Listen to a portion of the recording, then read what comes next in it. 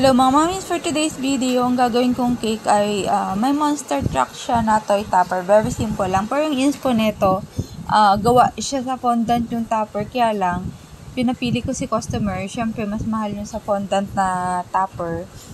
Kaya napili niya yung toy topper na lang. Sabi ko, kapag sa mga ganito nga pala may mga toy topper, lagi ko inaabiso.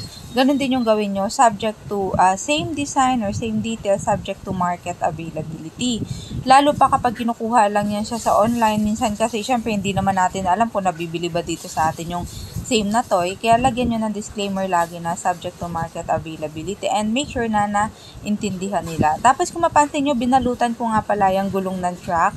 Tapos nilagyan ko muna ng straw bago ko itinusok yung topper niya para hindi siya lumubog kahit paano. And mga nuts lang yan or chocolate nuts yun nandyan. So, yun na mga mami. Salamat sa inyo. Paalam. Ciao!